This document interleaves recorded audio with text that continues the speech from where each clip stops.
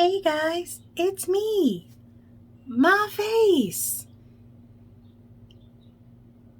Ugh.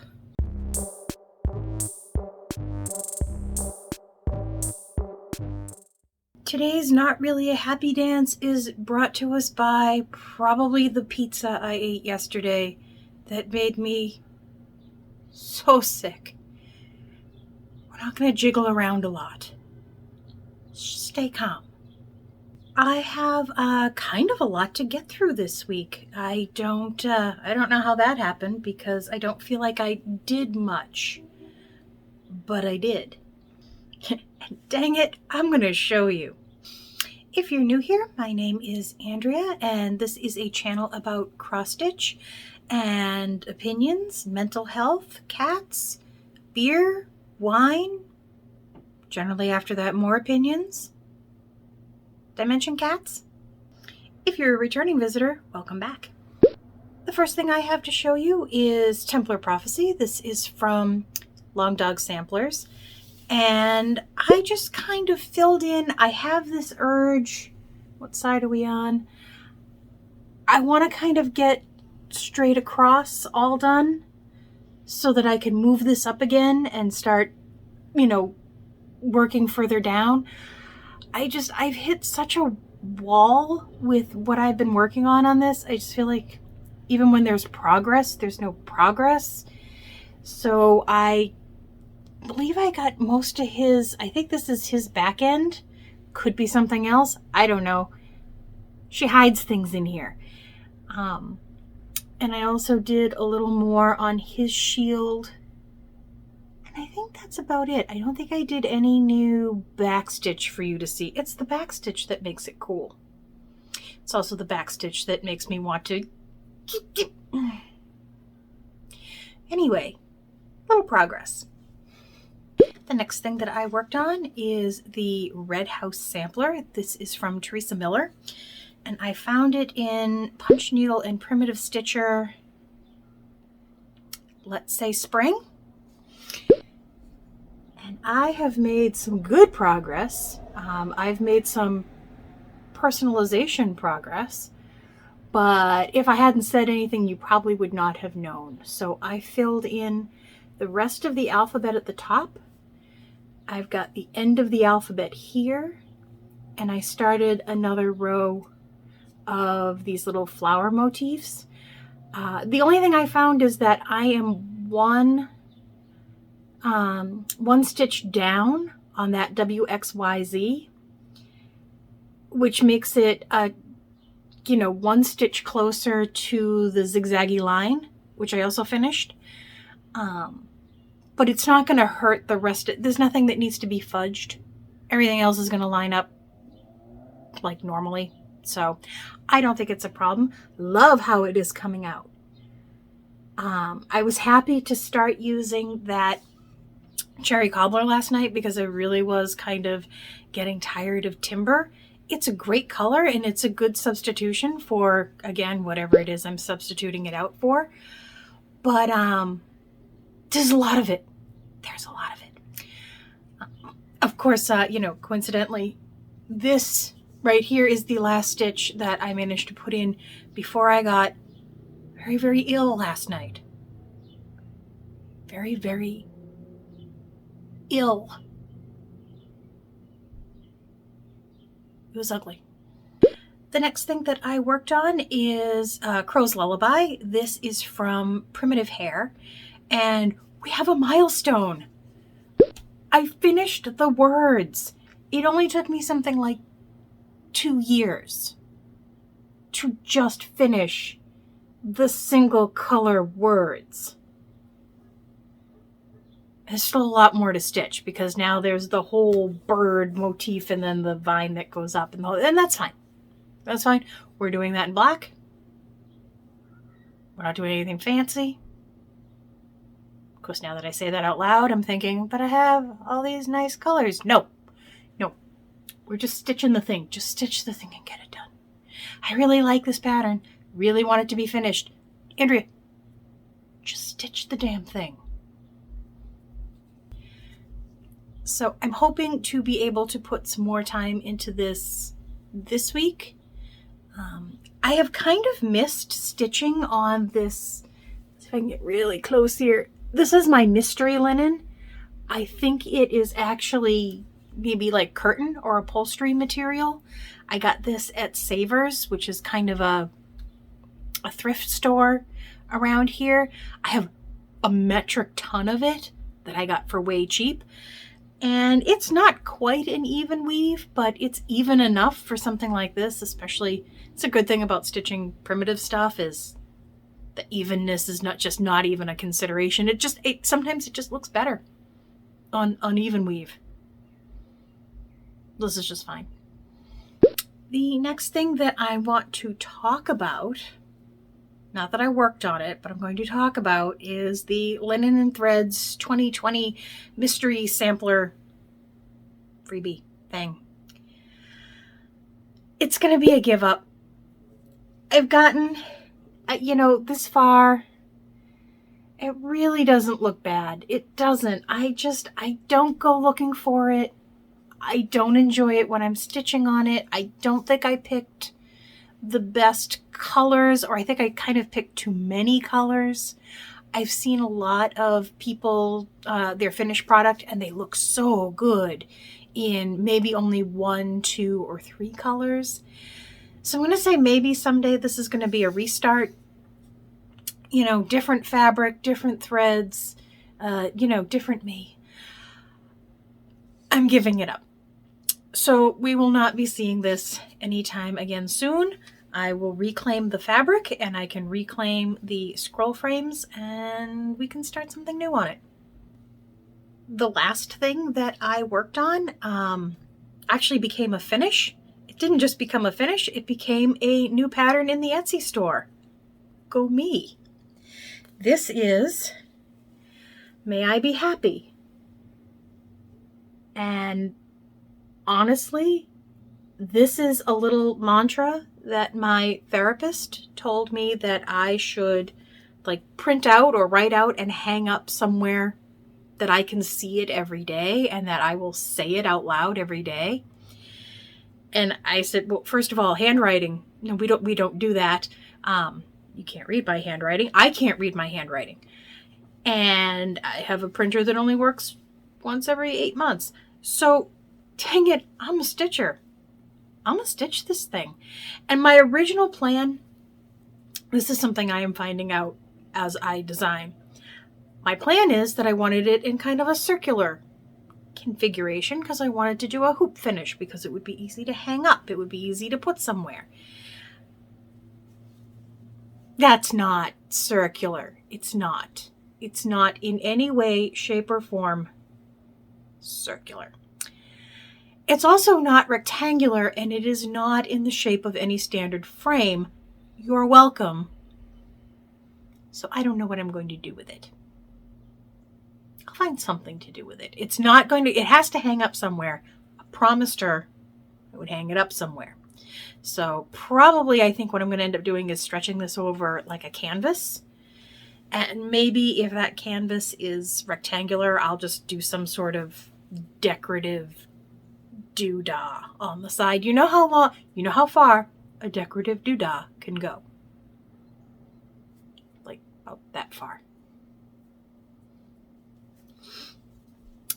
If you are interested in the pattern, plug for my Etsy store. It's in there, it's up, and it comes with a free little printable, like a project plate that you could fill in the project, the date you start, the date you end, that sort of thing, and it can either go into your stitchy journal with it, or if you're going to frame it, you could stick it to the back just so later you can remember what this pattern is, why you stitched it, and who to blame for the pattern.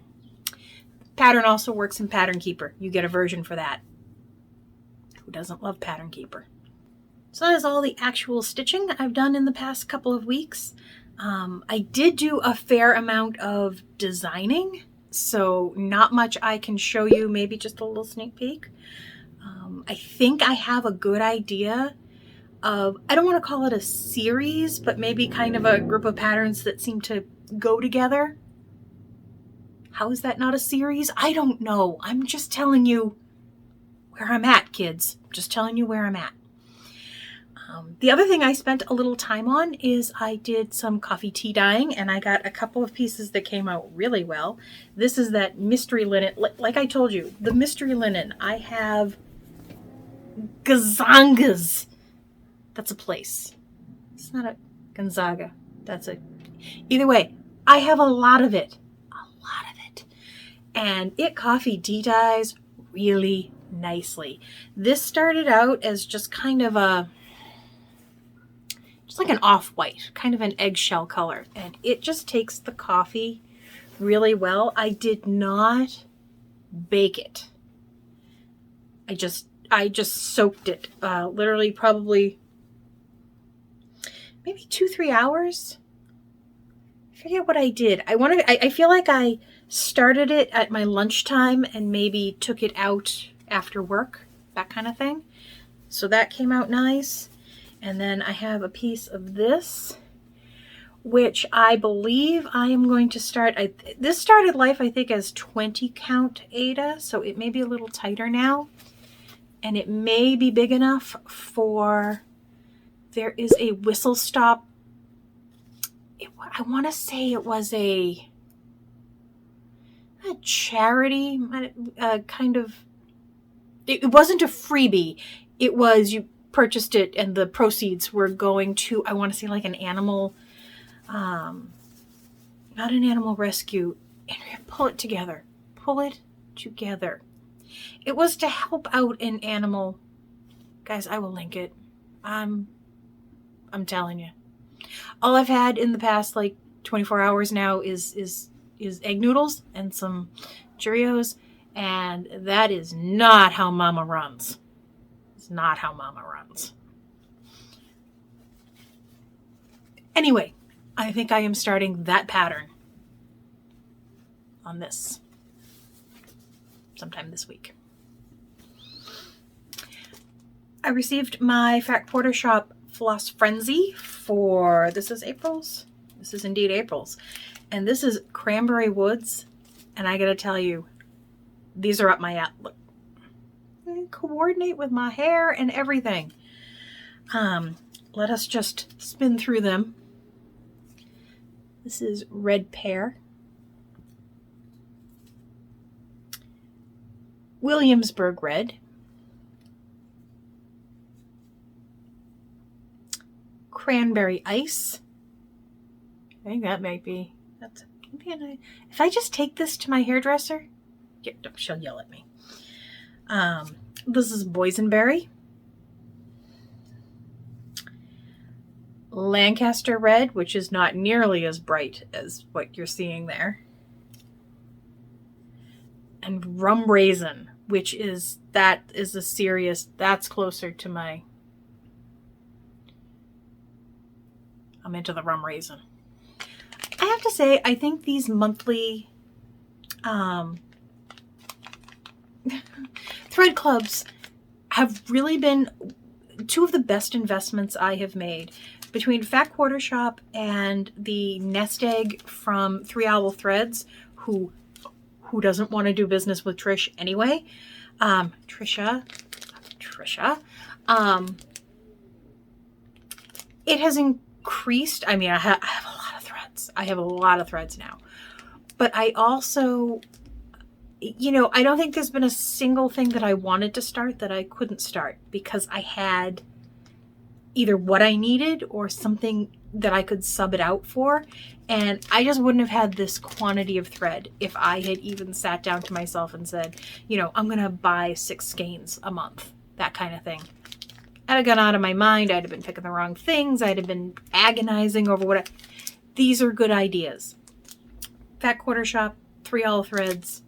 I don't know if there are any openings because we are still in a thread drought, let's call it, but it's worth a try.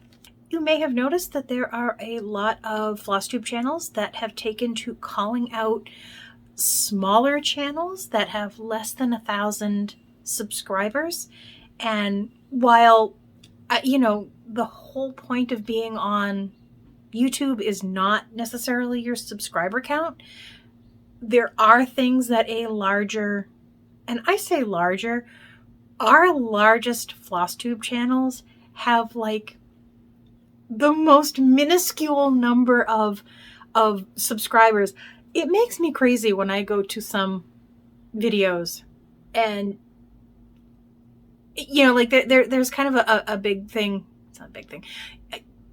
People go to Reddit and they find funny series of posts and then they just repost it to YouTube with an electronic voice reading the posts. And these guys have tens of, sometimes hundreds of thousands of viewers and subscribers. And it makes me kind of crazy that when we say we need to get these really great channels up to 1,000, guys, there should be more of us. There really should be. We need to find the Stitchers out in the world and drag them kicking and screaming into our world and get them to subscribe to some things, because I would love to see some FLOSSTUBE channels up in the 50, 60, 70, 80,000 subscribers. That would be just so cool. It would be so cool to think that I'm watching videos with 80,000 other people. Let's make it happen. Before I went somewhere weird, I was going to tell you about a smaller channel. I would like to tell you about Scienceknitster. Scienceknitster. I'm saying it correctly. I have watched, I think I'm up to about half of her videos, because what I'm doing is I'm watching the newest ones and then I'm going back and watching the older ones. So I'm kind of going to at some point meet in the middle.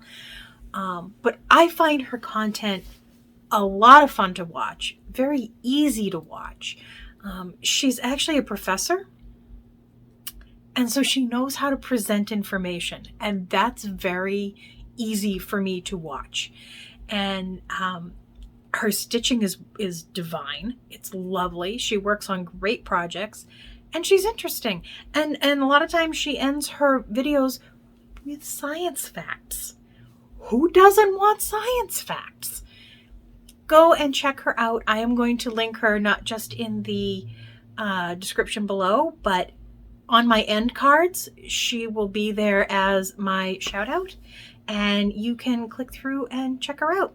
Let's get her up over that 1,000 point, and it opens up some doors in YouTube as far as being able to do certain things and have, I believe, like the community page and things like that. So let's boost her up.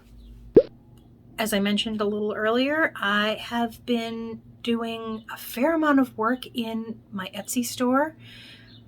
When I start something new, I have a tendency to tunnel vision into it, and there is not a lot of space for anything else. It's also, I'm learning a coping mechanism, because if I'm thinking about that, I'm not thinking about everything else.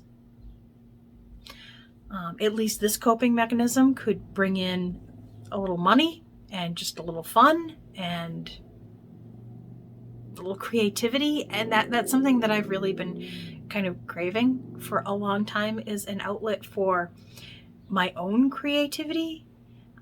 You know, stitching is a creative process, even when you are stitching somebody else's pattern.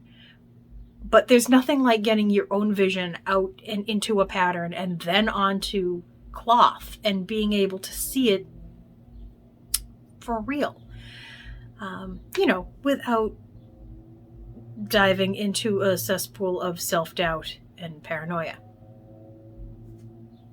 There are pitfalls. So anyway, I have been watching a lot of videos on Etsy marketing, SEO. I find it amusing that we are still having the same SEO conversations we were having 15 years ago, 20 years ago on eBay about put all your keywords here, put all your keywords here, don't use keywords, put it in your description, don't put it in your description, put it in your title, don't put it in your title. Nobody has all the answers. You just got to try stuff.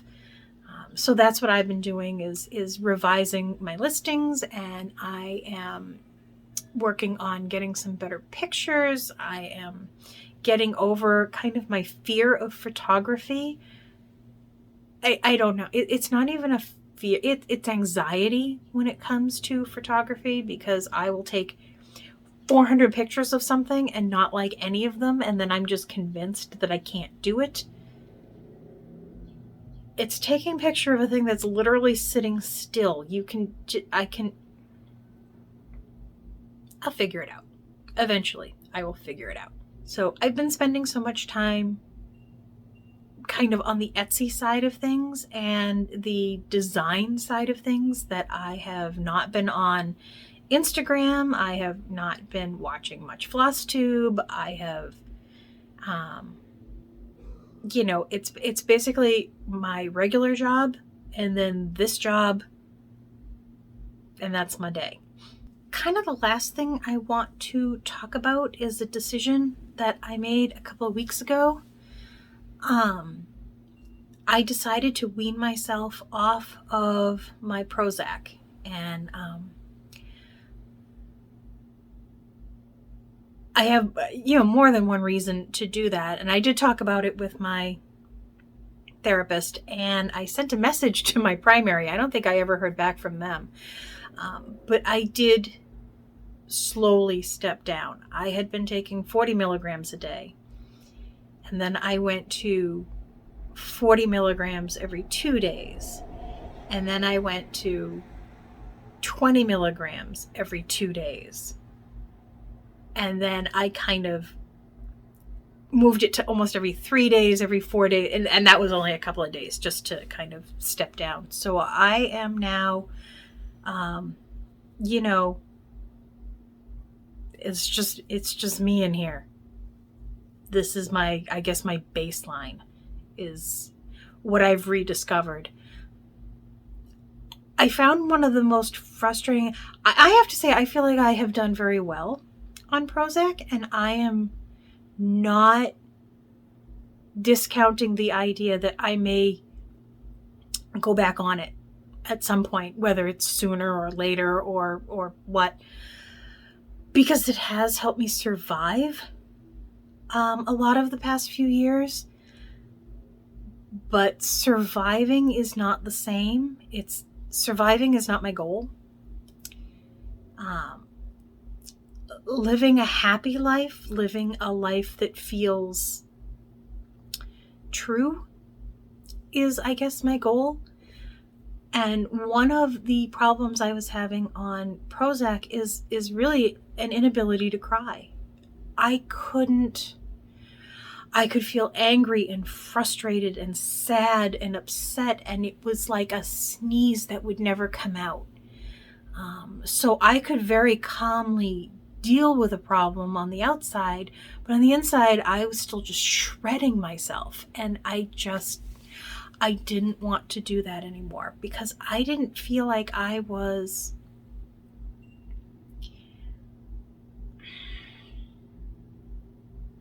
didn't feel like I was being seen how, I truly felt. That I didn't feel that how I truly felt was being seen.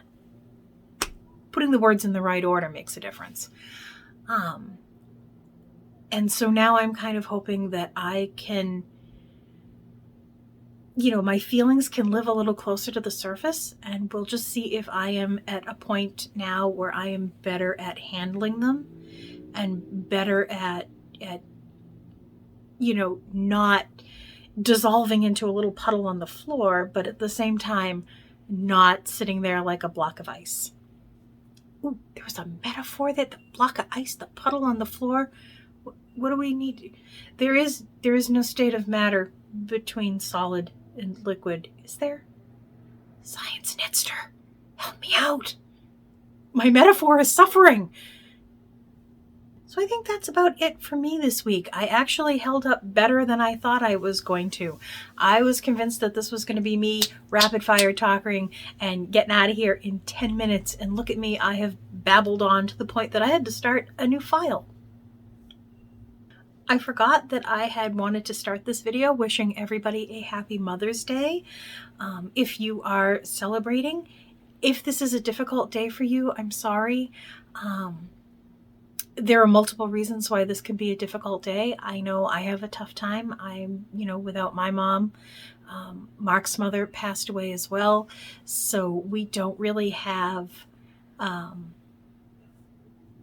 that's kind of an empty spot in the day for us.